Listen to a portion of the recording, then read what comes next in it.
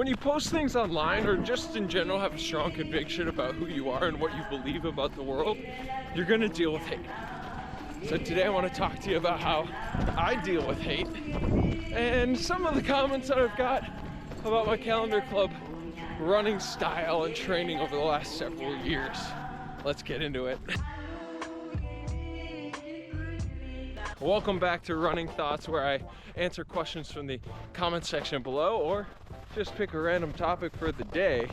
I'm out here in sunny St. Paul, Minnesota. I'm declaring that spring has officially sprung. It is February 20th. It is 17 degrees. It feels gorgeous. I'm in my classic shorts look here. And I'm just gonna say it. Spring's here. Spring is here. Let's get our thumbnail today.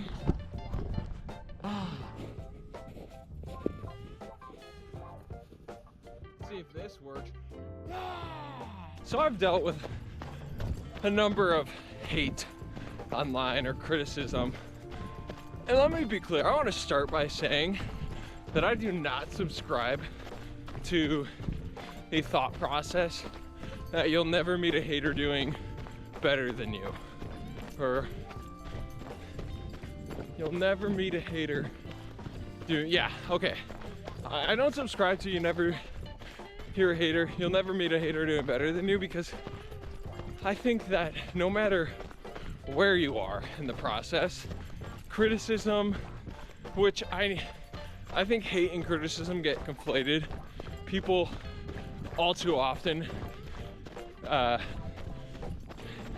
categorize criticism, honest feedback, honest criticism as hate so that they don't have to confront truth, that they can inflate their egos and just push your criticism off as hate. So I kind of fit everything, unless it's like blatant, I fit almost everything under criticism, because then it allows me to look at it and see if there's truth in it, when most times 90% of it is BS, but 10% of it, there's probably some truth in it, or at least there's the possibility of that truth being there.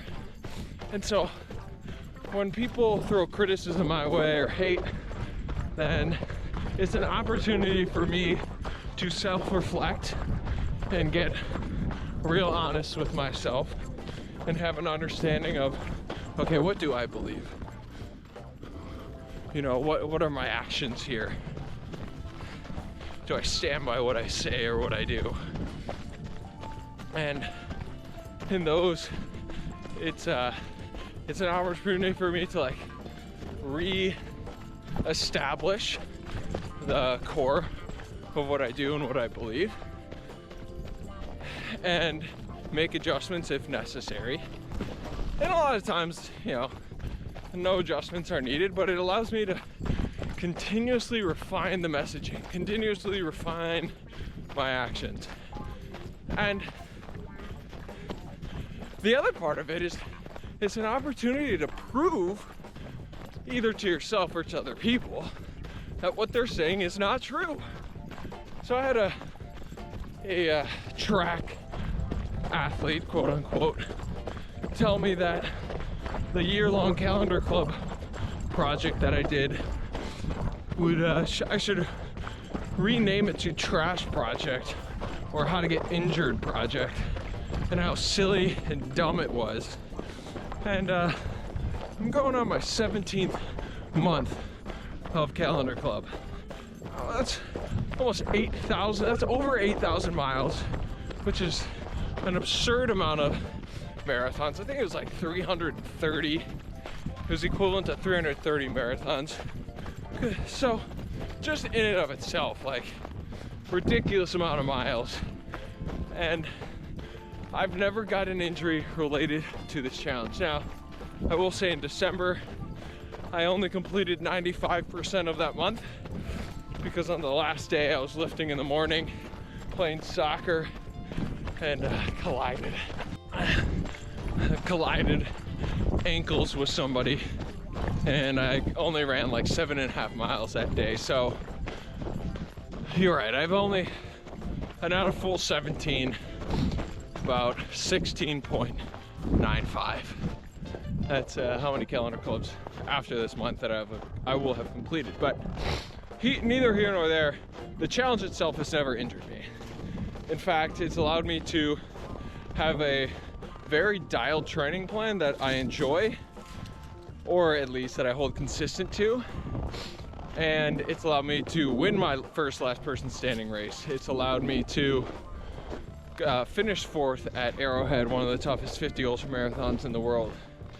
And so, yeah, I mean, for me, it's like, wow, it's a cool opportunity to prove that, what you believe is not true. The person making that comment, you're wrong to believe that, and you're basing that off of nothing other than just you think that it's too much training. But I don't know why a track athlete would be even making that assumption, because they aren't ingrained into this type of training as it is.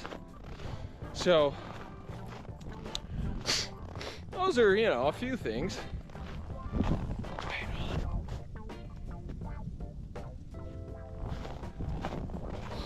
But you're always going to find hate. There's always going to be a place where people are going to push back on the things that you say. I gotta walk here because there's a gentleman up ahead who's older with a cane walking on this trail. There's always gonna be people that push back, and that is okay. I think early on when I started posting, I was so consumed in wanting people to like me, and wanting to grow a following, and wanting sponsors to like what I had to say, and liking what other pro athletes that I looked up to liking and agreeing with what I had to say. And then I got to a point where, I found Christ, I found faith, and I learned that I only have an audience of one. That is God. And if other people don't agree with what I'm saying, as long as it works in alignment with God, then I don't care, And I fall short. I'm not perfect. I'm not here to say that I am, or that I there are definitely things that I need to work on, particularly with how I communicate. But ultimately, I'm kind of at that point where I don't really care what people think or say. People want to unfollow or unsubscribe to me, whatever platform it is on, because they don't like how I ground my morals, or I train, or they think what I'm doing is stupid or silly or dangerous. That's okay. The door's right there. You can leave.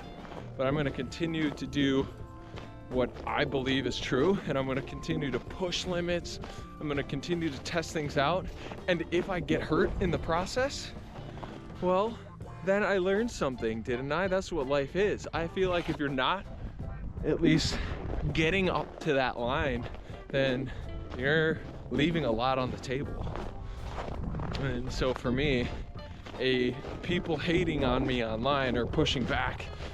Whoa, hey! Thank you.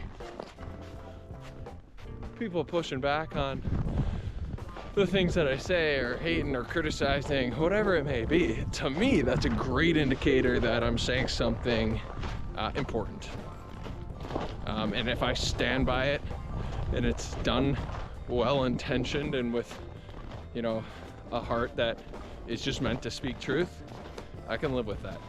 I will live with that, and I'm fine with the criticism and pushback on it. So that's all I got today, folks. I'm gonna watch that USA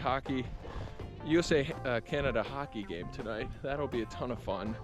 I want to get these miles in before that. I got 20 miles today, and it's beautiful. So have a good rest of your day. Got a run and plunge on Saturday. Hoping to get a post out about that here soon. Other than that, have a good Thursday. I'll see you tomorrow.